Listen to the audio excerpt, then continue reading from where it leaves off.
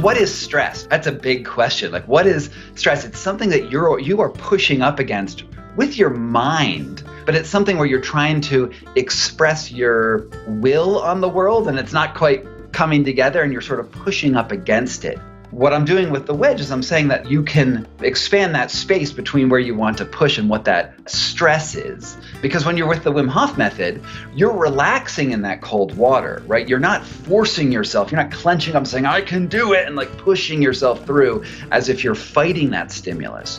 What we're actually doing is we're saying, okay, that stimulus exists and I can let it into my body and I can still be complete. Hello, everyone. I'm Larry Weeks. Welcome to the Bounce Podcast. As an intro to this episode, I wanted to say a word about challenge. I'm kind of doubling down on the proper framing of challenge.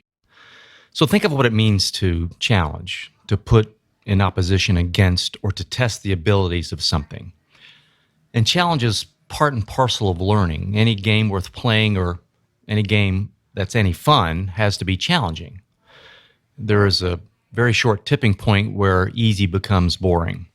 And we can remind ourselves of how exhilarating some very challenging things can be, if they are chosen, embraced, I should say, like riding a bike for the first time or swimming or playing an instrument. And all challenges are not equal. I get that, especially the unexpected challenge like this one. We're kind of in lockdown and a pandemic. And if you're struggling with your health, certainly right now, I'm putting that into a category by itself. So take what I'm saying in proper context.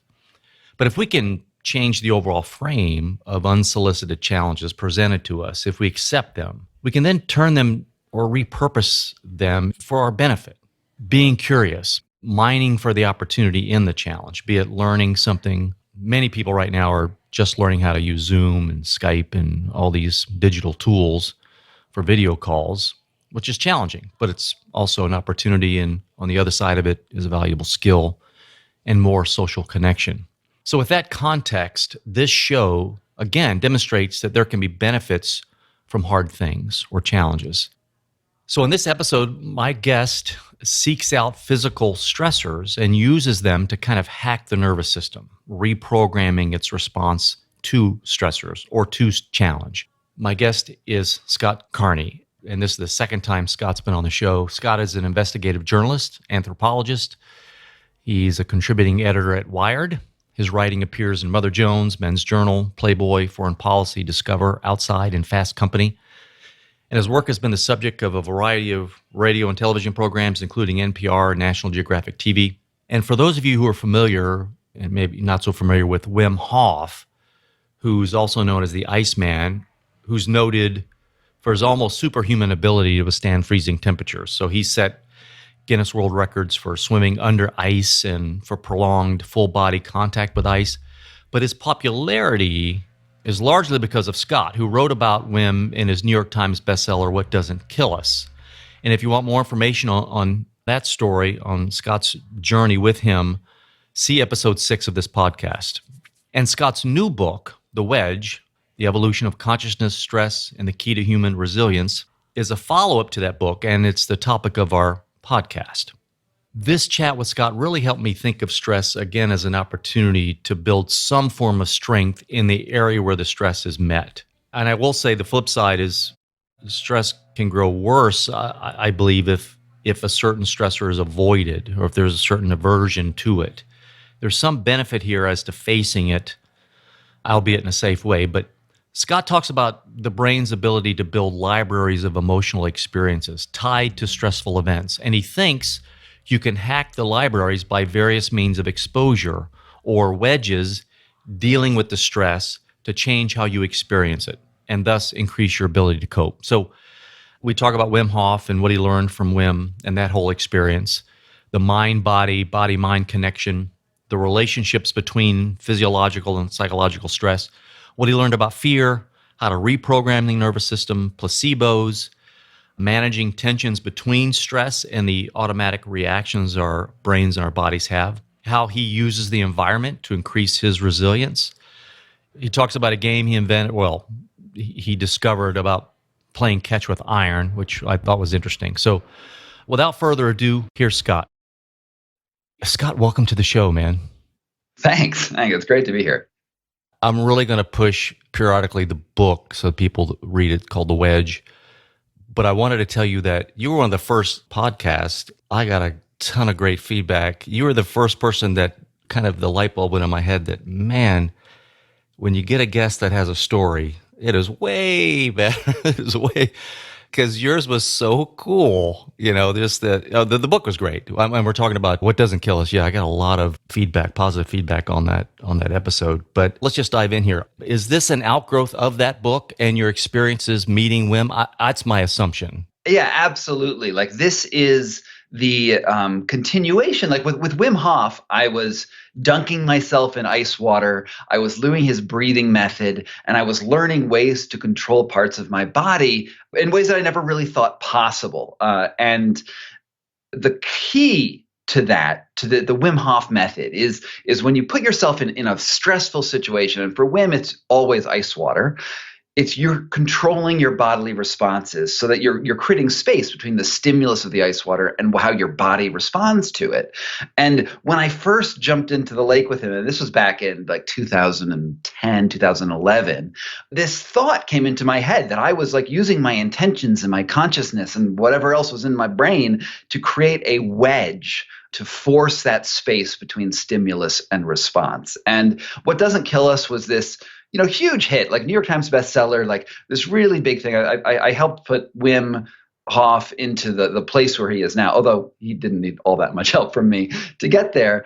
But I wanted to find out other ways in which to find wedges, like other hard stimulus that are out there that I can put my body into or my emotions into or my mind into, that then I have something to respond to and alter the way that I function. So the wedge is the outgrowth of roughly, about 9 years doing the Wim Hof method, and then saying, I have to break out. I have to go find other ways to do the same sorts of, I almost said miraculous, but they're not miraculous. They're the same sorts of like abilities, like lost evolutionarily abilities. So for those not familiar with what doesn't kill us, that the book, Scott went out to kind of debunk this guy named Wim Hof, who was teaching people methods that sound crazy, and you wound up kind of learning from him some of these methods, which allow you, just for the audience, because we're going to go into what this wedge can do physiologically, but I'm going to read from your new book. You have this couple lines in the book where talking about when you were with Wim. So as you're treading water, you're in this icy waterfall, right? And where was this again? This is in Przecka, Poland. During the winter? During the winter, yeah. It was January when we went out there. So you're in this icy water in the winter in Poland, and Wim is treading water next to you. You say in the book, he taught me to suppress my body's natural inclination to shiver. He insisted that I could will myself to relax in the water. And then in the previous book, you also climb Kilimanjaro, in your underwear? Yeah, in my skivvies. Yeah, it was a bathing suit. So the point is, you did some amazing things physically that you didn't think you could do. Plus, most of us, blew my mind when I was reading it. Using the Wim Hof method, is that the breathing? So the Wim Hof method is essentially, it's a hyperventilation, and then you exhale and you hold your breath, and you hyperventilate, then you exhale and you hold your breath. And you do that for long periods of time until you're holding your breath for like 3 minutes at a stint. And what he's doing there is creating sort of things to push up against. When you hyperventilate, that's hard. That's sort of like simulating the physiological activity of a panic attack, right? And then so you're trying to control yourself in that panicky environment. And then you hold your breath, and then you're trying to control yourself against your gasp reflex, essentially. So these are two hard things that you're going up against. And you discover that you're able to control that sort of panic response, and then you're able to control your gasp reflex to some degree and lengthen the amount of time that you can hold your breath. And these three things together, the cold water, the heavy breathing, and the breath hold, comprise the Wim Hof method.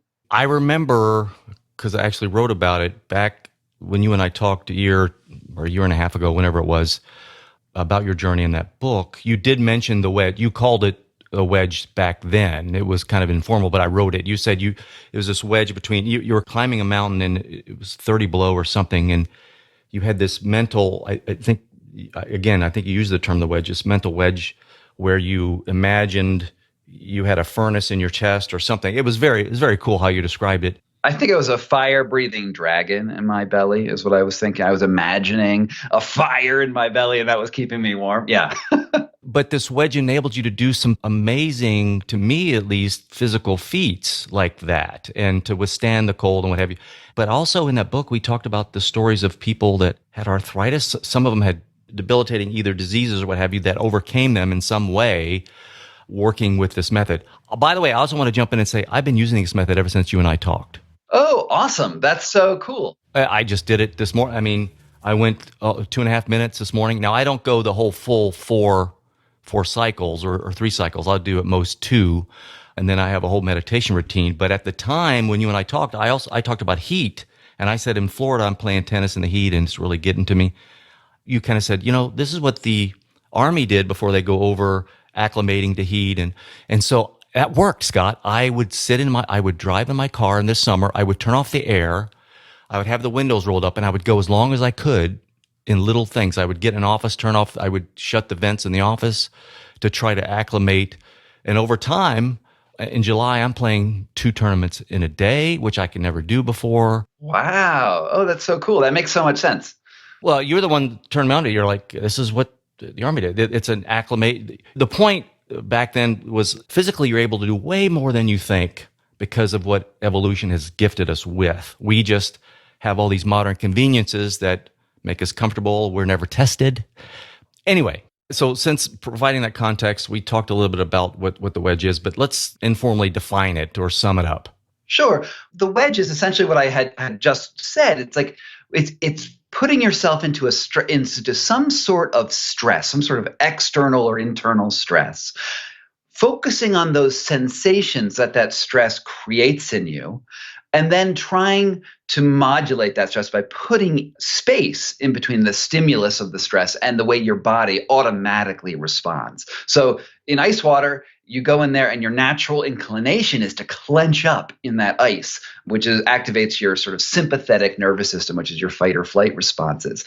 And what you're doing in the ice water is you're relaxing instead and trying to keep yourself in the rest and digest, or the parasympathetic side of that. Now, you can do this in any environment. In the wedge, I'm looking at fear. I'm looking at heat. I'm looking at psychedelics and your senses of taste. You can do it with sound. You can do it with anything which creates a sensation that gives some sort of like rising motion in your body, some sort of like response that your body just wants to get out. And then once you know what those 2 things are, you have the ability to sort of decide how your body responds. And sometimes you want to just let it do what it does, but other times you realize that you can have a lot more control over your physiology if you just will it to happen. So you're trying to reprogram the nervous system in its responses to stressors. Yes, absolutely. So this book, is that then you looking for other types of wedges? Yes, exactly. So, we can think of the wedge as like, there's 2 basic ways I use the word the wedge. There's the wedge, which is the capital T, capital W, proper noun, the wedge. And this is that mental trick you have to sort of create that space. Now, in ice water, it's turning off your shiver response, but you can also think about it like if you have to sneeze, right? And you have that sneeze coming on and you say, I don't want to sneeze. And you're able to focus on sensations or whatever it is to stop that autonomic process from proceeding. If someone tickles you, you can use the wedge to not be ticklish. I mean, these are ways that like small wedges that we're always aware of. Now, the wedge is that ability, that mental ability we have to intercede. And then there's the small wedge, the lowercase, the wedge.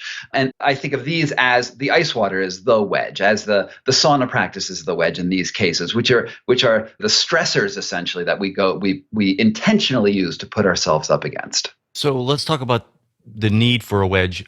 Obviously, I understand if you're going to take an ice bath or jump in a body of water in Norway in the winter or Poland in the winter, you, you could use some hack to not freeze your ass off or control your body's response to that. Well, we use the wedge all the time. Like this is it's a fundamental innate thing that we start learning when we're born. Like we're already all masters of the wedge. When you think that when you're first born, you're this infant. You're a baby, and you're looking down at your body. Actually, your eyes don't even work because you haven't figured out how to use those. Your everything is basically autonomic. It's all automatic. And you're trying to express control using your brain and your sort of command center to sort of express control over your body. And the way I look at it is that you're using the wedge there too, because your body is the stress and you're slowly giving mental control over everything. And everything we do builds on these processes until we get to a point where we're like, okay, we sort of got it figured out. We sort of know how to use everything we can. And probably in our teenage years, most of us feel that we're pretty in control of everything, and we stop learning. It's just because we don't feel like we need to. We get lazy. We have all this technology that does it automatically for us, and we don't keep expanding our human abilities. So the wedge is something that I can illustrate very well with what happens in ice water, but I think it's a fundamental thing about connecting our minds to our bodies. So cold and heat, those kind of exercises where you increase your tolerance for such on your body, those are kind of proxy for any type of stressor that a wedge can help with. Yeah, absolutely. Because what is stress? Now, that's a big question. Like, what is stress? It's something that you are pushing up against with your mind, right? But there's also a physical component to that oftentimes. But it's something where you're trying to express your will on the world, and it's not quite coming together, and you're sort of pushing up against it. Now, what I'm doing with the wedge is I'm saying that you can expand that space between where you want to push and what that stress is. And it doesn't always have to be force. It can also be what I call not just me, but many people call flow. You can start working with those stressors because when you're with the Wim Hof method, right, you're relaxing in that cold water, right? You're not forcing yourself. You're not clenching up and saying, I can do it, and like pushing yourself through as if you're fighting that stimulus. What we're actually doing is we're saying, okay, that stimulus exists and I can let it into my body and I can still be complete. Yeah, and I want to talk about that because I've got a note here that you really make a point, which I thought it was pretty cool, about a lot of the problem is avoiding these stressors. That it kind of makes them worse, or we become somewhat weaker. I hate to use that term when we're not exposed to them. So this whole idea, and this is my words, but embracing stress and what can we learn from it, or how it can benefit us, and how it does benefit us as to making us more resilient, so on and so forth. So with that said, what did you learn about, because you go on this journey in the book, and again, I'm pushing people to the book, visiting people all over the country and around the world, really, around trying to discover other wedges in responses to other stressors. In one section, you really have a section I thought was interesting on fear. So tell me a bit about what you learned about fear. So with the fear chapter, I traveled to Stanford University, where I met with this neuroscientist named Andrew Huberman, who is trying to put people who have underlying phobias into a virtual reality simulator of a stressor. And with him, what he uses is great white sharks. So he goes and swims with great white sharks and he films them. And then he takes people who are anxious of sharks, puts them in a VR simulator, and then measures their autonomic arousal to the stimulus of sharks. So he wants to see how much adrenaline and cortisol and all these stress hormones they're pumping into their bloodstream in the presence of virtual sharks. And he's using that as sort of a standard stimulus to understand our fear reactions and our anxiety reactions in general. So I think what is very useful here is to actually describe sort of a more fundamental principle than just going into fear here. And it's what I call neural symbols.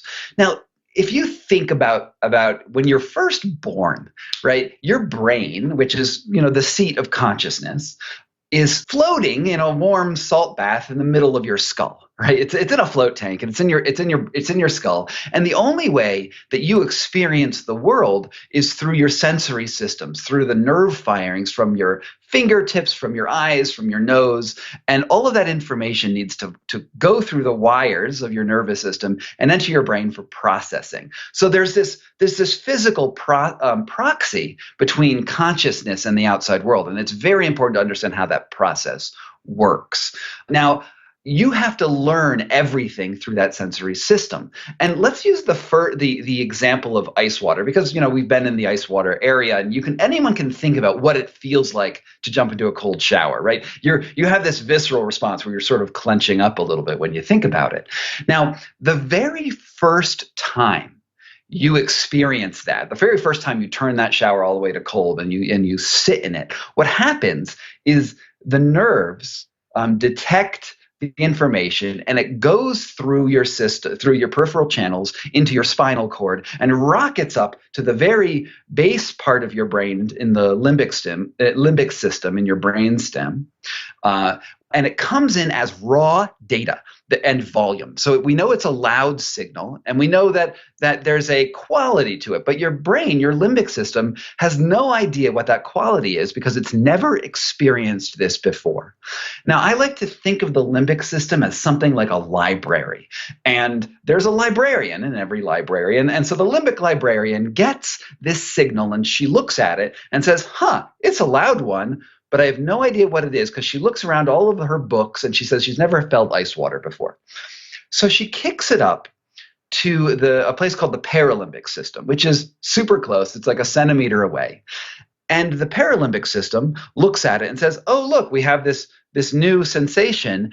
And what it does, and this is very important, is it bonds that sensation with the current emotional state that you have right now.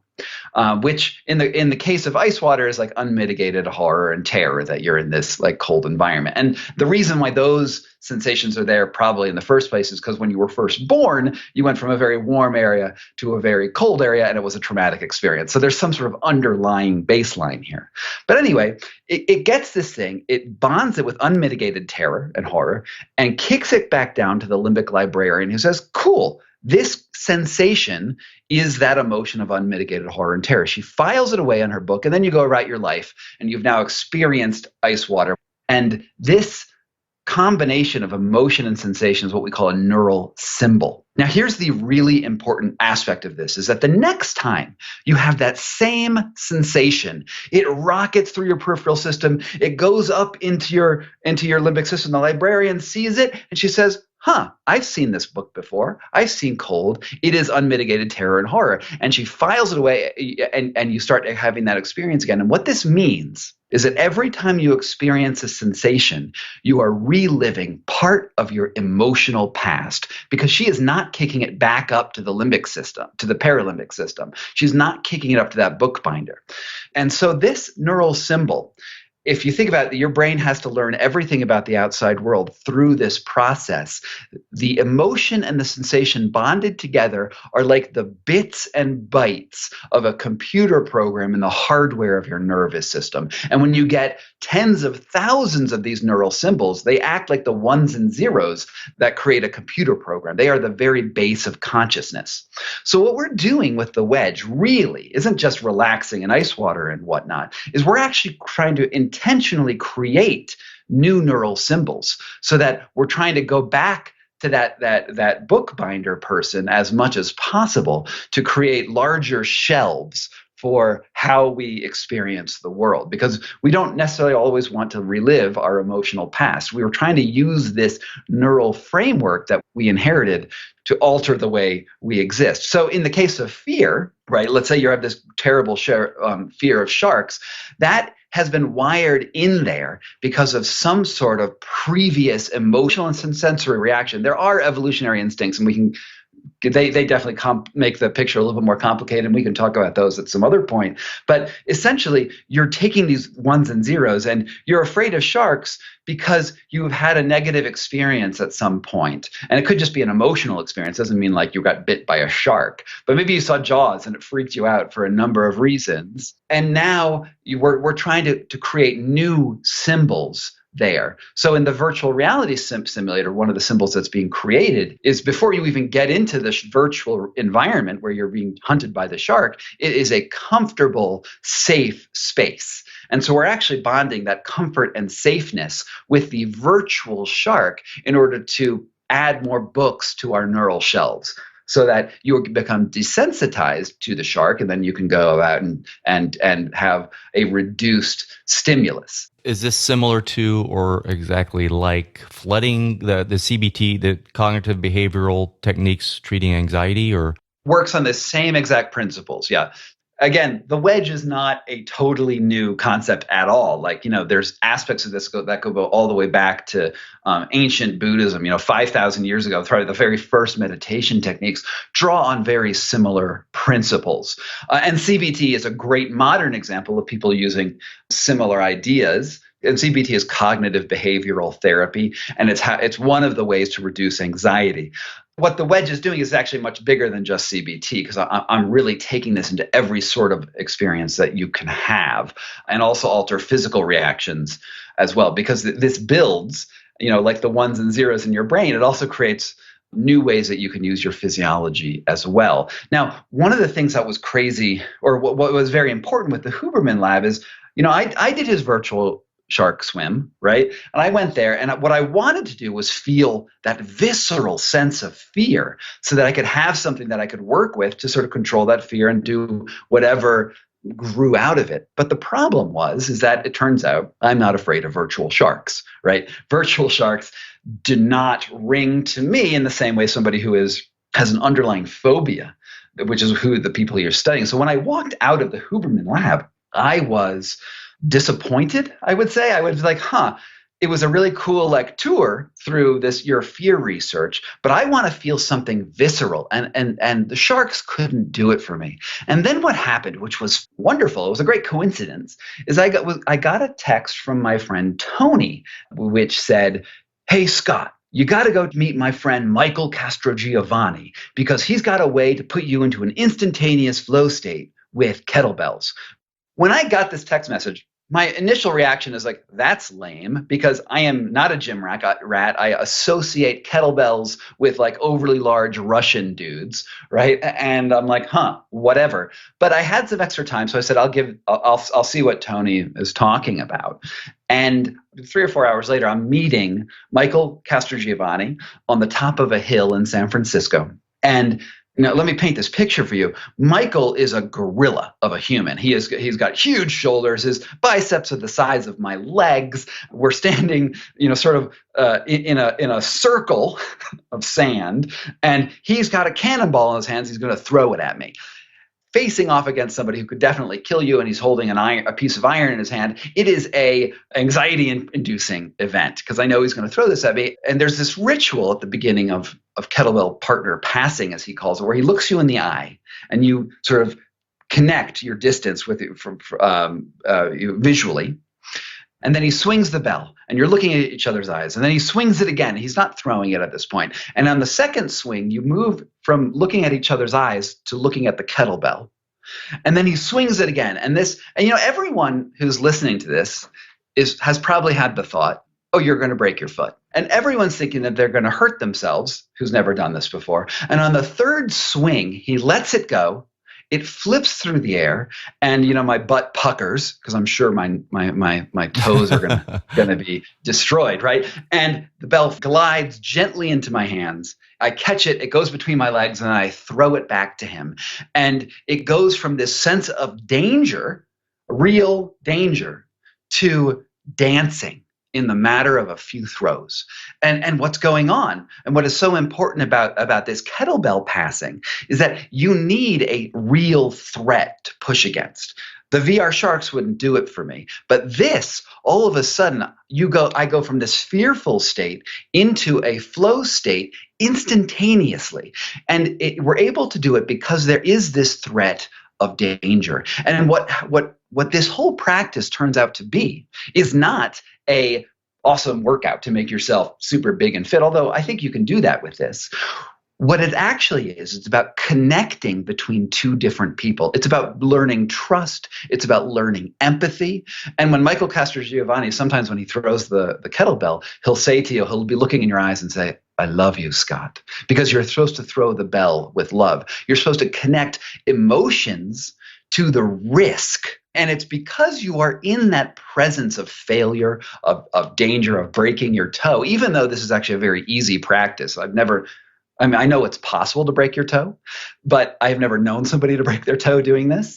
And it's because you've created that environment of stress and then also emotional resonance that you become to this very open state where all of a sudden I'm connecting with another human in a way that in a way that does not require language, right? It requires just these physical movements. And because you're both tethered, your vision is tethered on the threat, your movements coordinate automatically because you're both looking at the same threat. So you took this fairly risky activity, throwing iron at each other, catching it, passing it, with the inherent risks of smashing a femur or a toe or whatever, and the concentration and the focus that it evoked also demands, yes, made it eventually a flow activity, and it was joyous, or you enjoyed it. But so is there bleed into other areas? If you overcome fear in that particular area, is there benefit across other areas where you may also be fearful? Or is it domain specific to that activity? Well, I think what it is when we do more wedge practices, and there's 10 in the book, but I really think that it's a very small sample of what is potentially out there. And you're probably already doing practices that require some of this already in your own life that I wouldn't even think of. But the more you try, there's this quote by Eleanor Roosevelt that I really like, which is, do one thing every day that scares you, which I think is really important because the more you get used to doing things that push you outside of your comfort zone, the more you try new things, the less new things will scare you and the more generalized that ability becomes. And so I think if you only did kettlebells, right? And I think it's a great practice and I do it all the time. But if you only did that, you would get used to the sensations of the novelty would wear off. And you would be so used to that it wouldn't have the same push. So you always should be pushing frontiers. And when you do that, you do get a generalized understanding of risk. You get a generalized understanding of how much you can act in the world. And it does great things for anxiety. It does great things for depression. It does great things for your sense of confidence and even creativity. And bizarrely, also your immune system. And we can get into that later. But like with the Wim Hof method, I had a very minor autoimmune illness that went into remission because of the Wim Hof method. And I've met many, many people, as you briefly mentioned earlier, who also had remission of very serious autoimmune illness.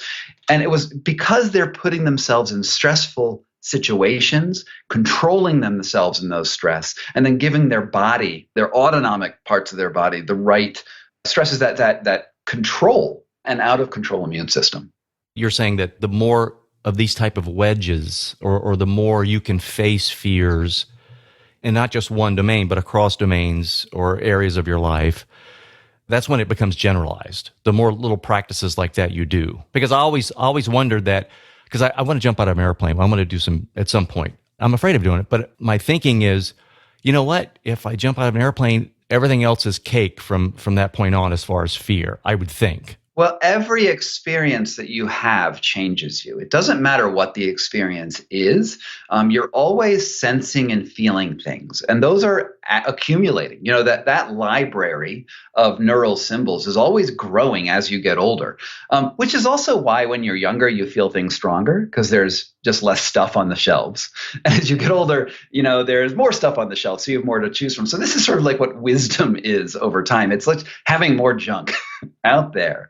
And jumping out of an airplane would be a strong signal. Right? Remember how I said those sensations are very strong, and it's not strong necessarily because it is an external stress. Interesting enough, right? It's actually an internal stress. It's actually your anxiety. Because the stress you're actually up against, it's not the wind, right? It's not the altitude; those are there. It's your brain ticking forward to you smooshing yourself into the ground, right? So you're actually you're in a physical environment that's very novel and very new. And I think most people say they're exhilarated in that environment. The stress is your death. You're putting yourself right up against death and be like, I will survive this. And I think it's very probably useful to becoming more and more open to new experiences. But I would also note that nothing is going to make you impervious to stress. I mean, think about all of our soldiers who have fought in Afghanistan who come back with post-traumatic stress disorder. It's not because they're cowards, it's because other symbols have gotten involved and gotten in the way. They've bonded trauma, oftentimes, they've bonded trauma with everyday symbols, and that's created different problems. So it's really important to understand the grammar of these symbols, the framework in which we bond and create sensations and bond those with emotions, and then how a new sensation in the world will bring up an old emotion. This is what's important here. And when you're jumping out of the airplane, the thing that you're up against, I believe, is mostly this mental trick where you're pushing ahead and you're seeing your death. And that's the thing you're pushing against. It's not so much the wind that's getting you. So what about, because there's so much breath work involved in, let's say, the Wim Hof method, I'm assuming that can be used to mollify or to mitigate some of the fear or anxiety response. I remember taking martial arts classes in my younger days, very heavy into it. And there would be certain breathing techniques while you were sparring that if you could manage your breath, you were able to kind of relax and proceed. Is that something in the tool belt we can use when we have anxiety? I'm saying all this, Scott, just noting the times that you and I right now, as of March 30th, live in. We've got the coronavirus. We're all kind of sequestered in our homes. The economy's tanking. We don't know what's going to happen in the future. You mentioned how emotions kind of are amplified for future events. Well, with breath, I mean, you're asking 3 or 4 questions, so I'll try to ask your first one first. With breath, it's always with you. And that's what's very important to realize, is that whatever situation you are in, whether it's a very comfortable and wonderful positive experience, or if it's a very, very negative experience, you're always breathing, right? Or else if you didn't, you died, so it doesn't matter, right? But if you are breathing, you can bond. There's a feeling of out of control breathing, hyperventilation. That's the hallmark of the panic attack. And oftentimes that's the first time people really become aware of how their autonomic system can overtake their brain, where their wedge gets thrown right out of the door and they realize they have no control. And this creates a very strong signal in your brain. And if you're able to control your breath, you're able to control something fundamental, which is always with you. And remember this soldier in Afghanistan that I briefly mentioned? When he was walking down the street, there were all these things around him. There was the quality of light. There were sounds. There was maybe a tea seller nearby selling tea. He had some buddies and they were joking. And all of a sudden, boom, roadside bomb goes off. His buddy's dead. This guy is thrown to the ground.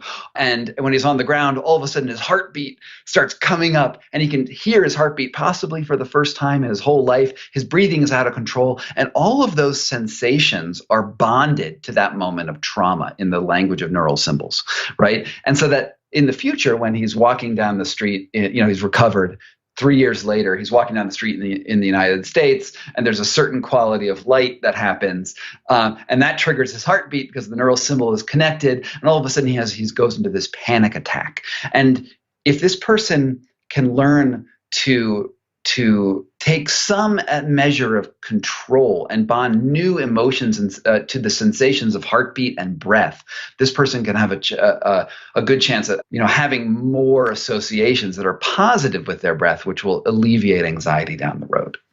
Let's talk about placebos, because it's fascinating to me. And again, you write about it in the book. Plus, I want to circle back to what you said earlier about people having autoimmune diseases and overcoming them via using the Wim Hof method. Were these indirect effects of doing his method, or were they purposely trying to overcome some of these conditions? with me, I had suffered canker sores since I was about 1 year old. And for whatever reason, canker sores were especially bad for me. I would get these things that were about the size of a dime in my mouth. And if you're not familiar with a canker sore, it's like an ulcer, white, painful to touch, a miserable thing that showed up in my mouth every about once a month, would last a week, would make it very hard to talk or smile or do anything with my mouth. And it was just sort of a thing that I dealt with my whole life. And I tried everything under the sun out there, including some really dumb remedies. And nothing worked to get rid of canker sores. And after I did the story with Wim in 2010, 2011, I first met him. I did his breathing method and his cold. And I just kept doing his method afterwards because there was something to it. What I was not expecting was that my canker sores would just go away. And I've only had, in roughly 10 years, I've only had one canker sore since doing his method. And that for me has been a miraculous, if also very small, remission of an autoimmune illness. Because a canker sore is essentially your body probably got infected with a virus, maybe a herpes version of virus when you were young, and then your immune system is sort of is sort of like out of control and responding to that initial insult. That's what the theory behind these things are. And for whatever reason, the Wim Hof method gave me stress that my immune system chewed on that stress instead of chewing on my mouth. And in that book, I also found many, many people with much more impressive stories, honestly. So you're convinced that it was a result of the Wim Hof method or the breathing exercises? Sure. I mean, I think I know personally it absolutely is for myself, because when I start to feel one come on, I'm very aware of all the sensations that happen before the ulcer, what they call prodromal effects. It's like sort of an itching, raised bump thing that then sort of erupts into a canker sore. I still will feel those prodromal stages. And usually what I do then is like triple down on the Wim Hof method because I freaking hate canker sores with all the passion in my body. And then they never develop. But your theory is that you're giving the immune system some distraction? Yes. Yeah, the underlying theory here, and I like metaphors. So if you think about your immune system as a pack of wolves running around your body looking for bacteria and viruses and other things to go kill, cancer cells, things to kill in the world that we live in. The immune system is well known that it's connected to your fight or flight responses as well. It sort of thrives. I mean, when you get adrenaline, your immune system ramps up just like everything else in your body. In the world that we live in, we don't have physical outputs for stress anymore, right? We have stress and then like our 401ks, and then we just freak out about it on our computer, but there's no physical output. Whereas our ancestors, the stress came, it wasn't their 401ks, it was their lion chasing them. And they're like, oh my God. And their bodies needed that adrenaline to go, run or stab the lion with their spear. And the modern world is what we call an environmental mismatch between what the stresses we experience and our physical outputs. What the Wim Hof method does is creates a physical output. So those wolves that are in your body essentially have chew toys now, instead of just wandering around your body looking for various things to attack, that you've given them something to do. And that's the metaphor that sort of describes how the Wim Hof method works. So probably right about now, everybody's wondering, who's not familiar with the Wim Hof method, what it is. So it's and correct me, Scott, but it's 30 deep breaths, and then you're expelling, you're exhaling on the 30th, and then you do a breath hold for as long as you can. And then you inhale and you take in air after that point for 18 seconds or so. And then you repeat the process 2 or 3 times. Right, exactly. You breathe until the point you feel stressed, right? So 30 is good, but it's like a rapid breathing. It sounds a little like this. About that fast, about that deep, into the diaphragm, belly expands, then your chest expands, then you exhale. And you do that 30 times, you should be lightheaded, dizzy. There should be sensations. Sensations are super, super important. And then you exhale, hold for as long as you can until you start feeling those sensations of wanting to gasp, those, and you should be aware of all of those things in your body. And then when you need to breathe, and you shouldn't actually get to the point you pass out, obviously. Then you repeat the process over and over again until you become a master of those sensations, essentially, and you suddenly expand to what your true abilities are versus just what you anticipate your abilities are. So placebos, is that another wedge? Is that why it was included in the book? It's a form of wedge, or?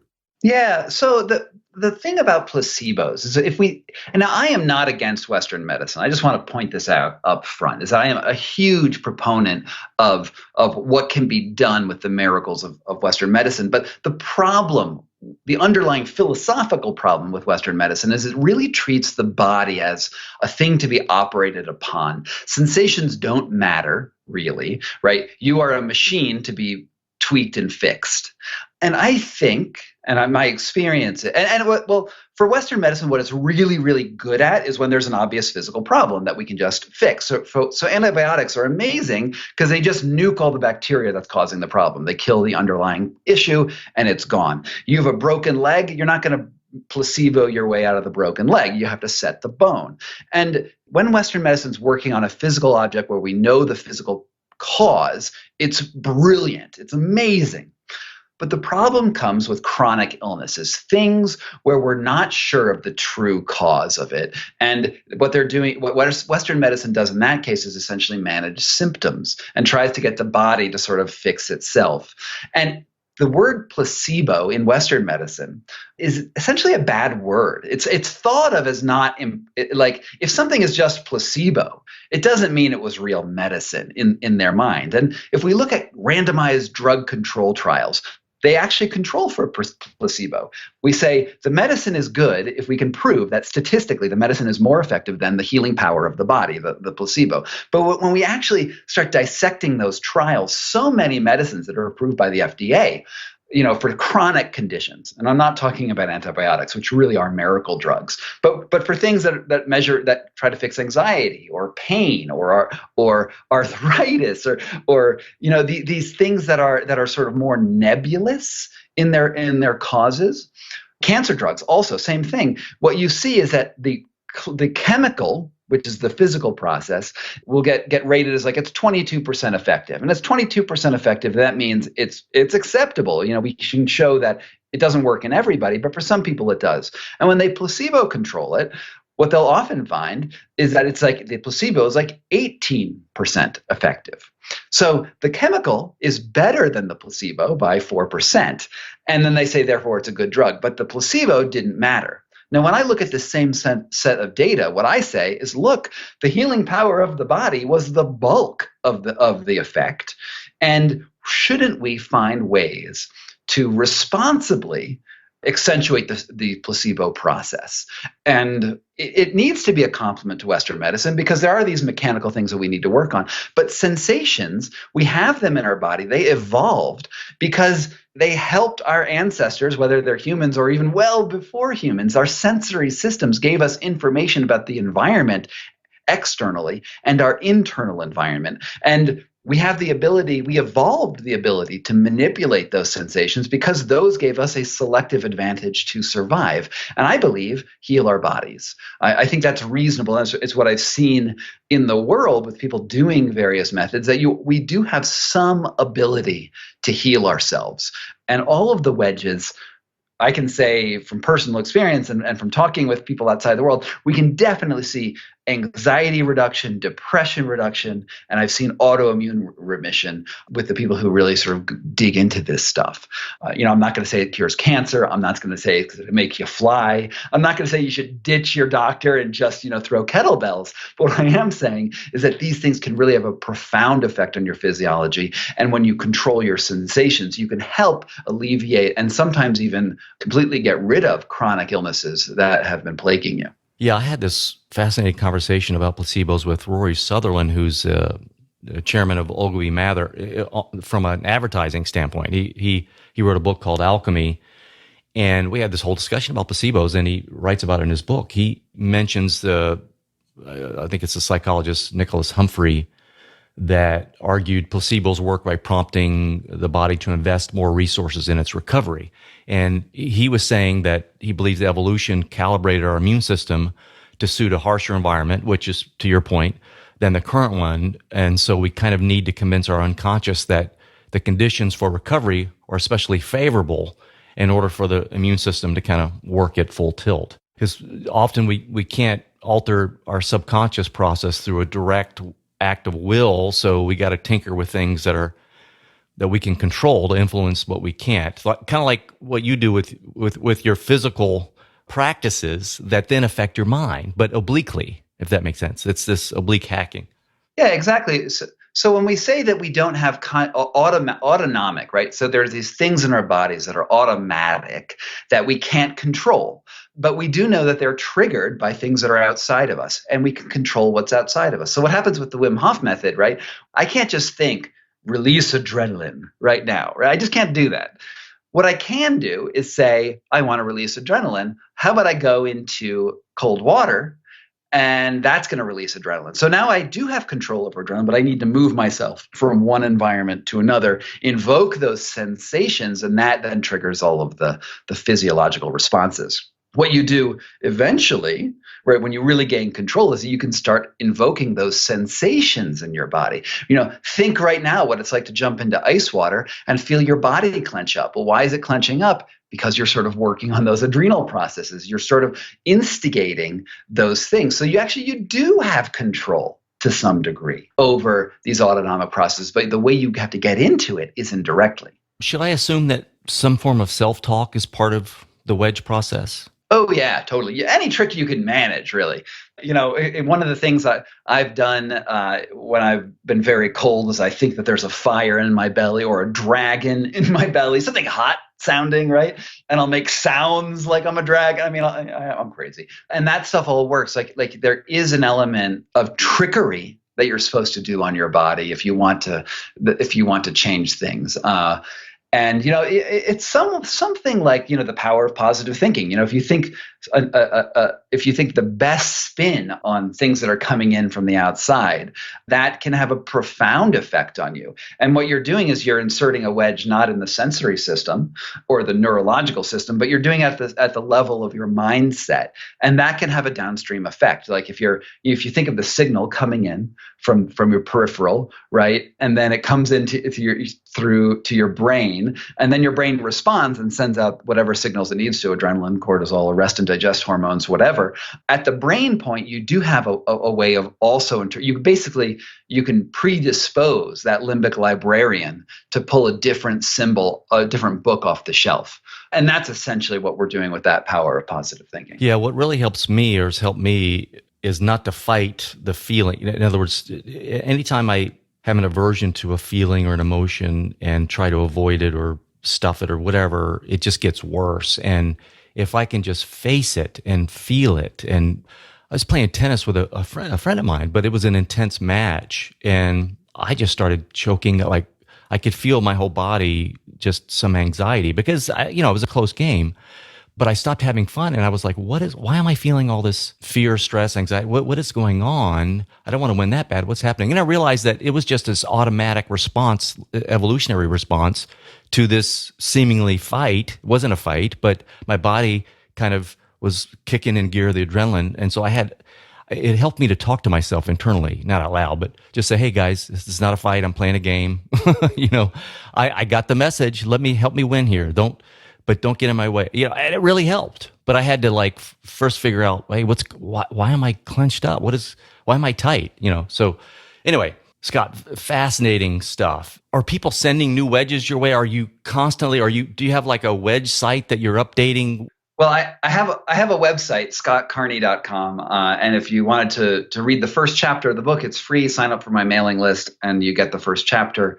All that info is on my site. I have Instagram and Twitter and all of those things. It's usually SG Carney at all of the spots where it shows up. And you can also get the book everywhere that it's available. So Audible, if you like the sound of my voice, it's there. There's books. There's all of the ways to get this information. You've bought books before. You know how to do this. I believe in you. And in terms of, do people send me wedges? Like all the time, man, I cannot tell you how many people want me to do martial arts or bowling or like freaking anything. And the truth is that while the wedge is my journey, and I do 10 things that I think are very compelling and that were my thing to do, there are as many wedges out there as there are stressors and as there are mental tricks that exist. I was thinking that now you've made me wedge aware now, like seeing a car that you bought after you never noticed it before. It's like all of a sudden you notice, oh, I think that's a wedge. Right. It is. And it is truly everywhere. I mean, I think I could probably, if I wanted to, make this my whole life. I could just do a wedge chapter every couple months and be like, oh, look, we're going to look at sound. We're going to look at smell. We're going to look at whatever. I don't know, maybe I will do that, but I think that's very important to understand the major concepts so that you can start integrating this information yourself. Because I think I am a messenger for this, but I'm not like the guru or anything like that. So there seemed to be a layer of kind of consciousness exploring in the book, almost a spiritual aspect to it, which I thought was cool. There was a paragraph that made me reflect and be grateful. It put me in a kind of a thankful mood. And it's this, you write, now consider even larger context. Who would you be without your childhood, without your friends, without your habits or education, if you had never moved a muscle, if you had never been sick?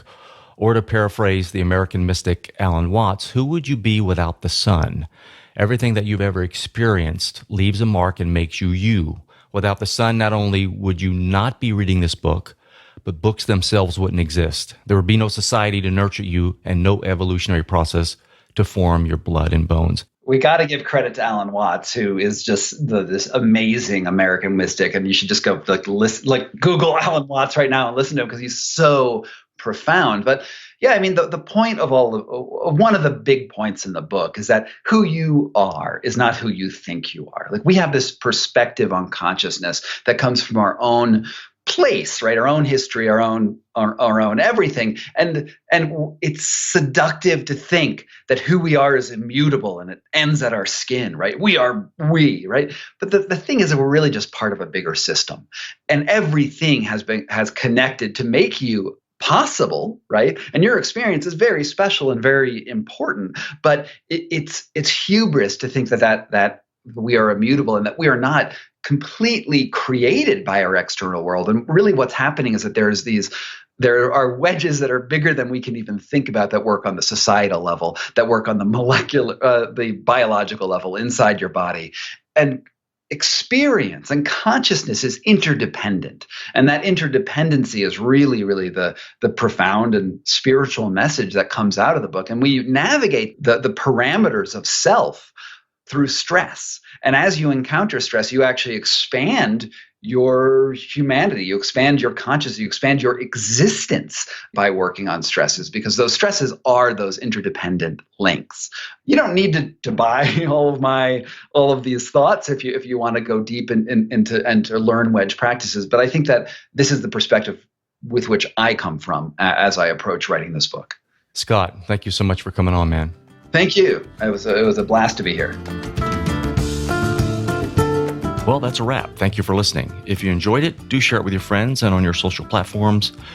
Big thanks to Sam Williams, my audio guy, and the beautiful bumper music you're hearing is Michael Petrovich's Bella Luna. For all my show notes or resource links, visit LarryWeeks.com, and we will talk again soon.